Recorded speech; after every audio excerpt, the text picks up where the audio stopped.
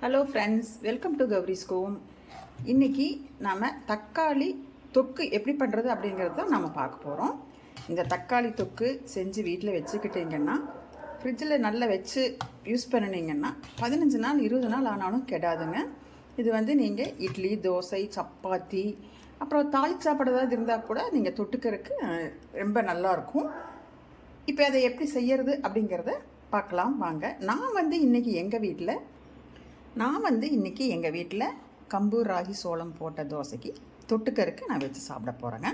நீங்களும் இந்த மாதிரி செஞ்சு சாப்பிட்டு பாருங்கள். எப்படி இருக்குதுன்னு செஞ்சு சாப்பிட்டு பார்த்துட்டு எனக்கு கமெண்டில் சொல்லுங்கள். ஹலோ ஃப்ரெண்ட்ஸ், இதை தான் நம்ம பார்க்க போகிறோம். தக்காளி தொக்கு செய்கிறதுக்கு நான் வந்து ஒரு 1 to 1.5 கிலோ தக்காளிக்கு பக்கமாக நான் எடுத்து வச்சுருக்கிறேன். அது எப்படி செய்கிறது அப்படிங்கிறத பார்க்கலாம் வாங்க. இந்த மாதிரி நீங்கள் நல்லா கட் பண்ணி எடுத்து வச்சு மிக்ஸி ஜாரில் போட்டு அரைக்கணும். இப்போ மிக்ஸி ஜாரில் போட்டு அரைச்சிடலாம். பாருங்கள், தக்காளி வந்து மிக்சியில் போட்டு இதாக எடுத்து வச்சுட்டேன், பேஸ்ட்டை எடுத்து வச்சுட்டேன். தண்ணியெல்லாம் கலக்கக்கூடாது, அந்த மிக்ஸி ஜாரில் கழுவியெல்லாம் ஊற்றக்கூடாது. அந்த தக்காளியோட அந்த சாஸ் மட்டும் அப்படியே இருக்கணும். சரிங்களா? இப்போ நம்ம அடுத்து என்ன பண்ணுறதுங்கிறத பார்ப்போம். இப்போ அடுப்பில் வடைச்சட்டி வச்சு நல்லெண்ணெய் ஊற்றிருக்கிறேன்.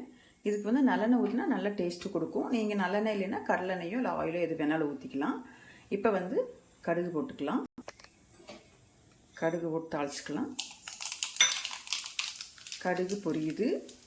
அது கூட ஒரு 15 பூண்டு பல் போடுறேன். இந்த பூண்டுமே நல்லா கொஞ்சம் கலர் மாறுற வரைக்கும் வதக்கி விடுங்க.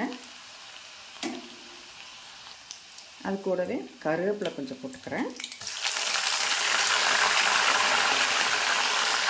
இந்த தக்காளிக்கு ஏற்ற மாதிரி கருவேப்பிலை மனசுமா அப்படி தூக்குதுங்க.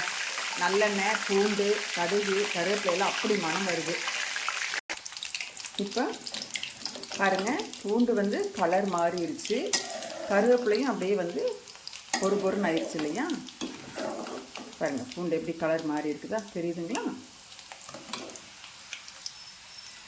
பூண்டு கலர் மாறி இருக்கிறது தெரியுதுங்களா? இந்த ஸ்டேஜில் வந்து நம்ம அந்த அரைச்சி வச்சுருக்க பேஸ்ட்டை ஊற்றிடலாம்.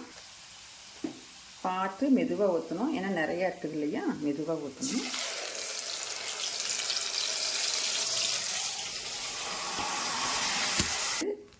அரைச்சி வச்சு இந்த பேஸ்ட்டை அப்படியே ஊற்றிட்டேன். தக்காளி பேஸ்ட்டை எண்ணெய் பாருங்கள் அப்படியே மிதங்கிட்டு நிற்குது. ஏன்னா அப்போ தான் வந்து கெட்டு போகாமல் நல்லாயிருக்கும்.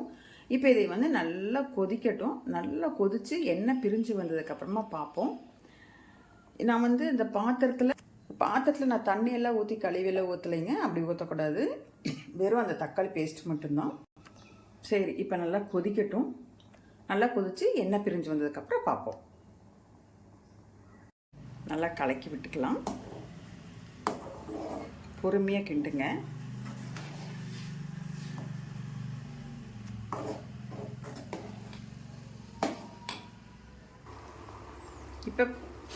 இப்போ வந்து கொதிச்சிட்டு இருக்குது பாருங்கள். கொதிக்கும்போது நான் வந்து மிளகாத்தூள் போட்டிருக்கிறேன். எவ்வளோ தேவையோ அந்த அளவுக்கு போட்டுக்கலாம். மிளகாத்தூள், கல்லுப்பு போட்டுக்கலாம். எவ்வளோ தேவையோ அவ்வளோ போட்டுக்கோங்க. பத்தலைன்னா கடைசியில் போட்டுக்கலாம். இந்த மாதிரி வர நுரையை கூட நீங்கள் எடுத்துடலாம்.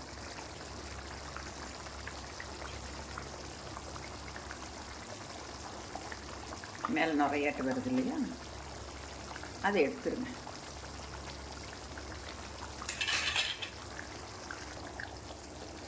பாருங்கள், எண்ணெய் எப்படி பிரிஞ்சு வந்து கொதிச்சிட்ருக்குதுன்னு. இன்னுமே நல்லா சுண்டணும்.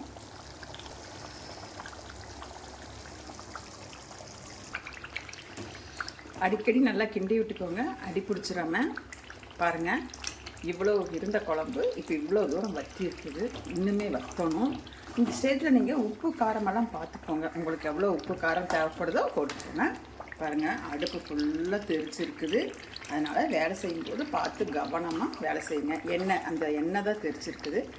எண்ணெய் தெரிக்காமல் பத்திரமா வேலை செய்யுங்க. இப்போ நமக்கு தக்காளி தொக்கு ரெடி ஆயாச்சு. இந்த ஸ்டேஜில் நீங்கள் இறக்கி வச்சுக்கலாம். ஒரு நல்ல பாட்டில் அல்லது நல்ல ஒரு சில்வர் டப்பா, ஏதாவது நல்ல ஏர் டைட்டில் இருக்கிற மாதிரி அதை எடுத்து நீங்கள் போட்டு வச்சுக்கலாம். 1 மாதம் ஆனாலும் கெடாது. இந்த ரெசிபி வந்து உங்களுக்கெல்லாம் பிடிச்சிருக்கும் அப்படின்னு நினைக்கிறேன். செஞ்சு பாருங்கள். வீட்டில் செஞ்சு பார்த்துட்டு எப்படி இருந்துச்சுன்னு எனக்கு கமெண்டில் சொல்லுங்கள். இந்த வீடியோ பிடிச்சிருந்ததுன்னா எனக்கு ஒரு லைக் பண்ணுங்கள், ஷேர் பண்ணுங்கள், ஏதாவது சொல்லணுன்னா கமெண்ட் பண்ணுங்கள். அப்படி கௌரிஸ் குக்கிங் சேனலை சப்ஸ்கிரைப் பண்ணிவிட்டு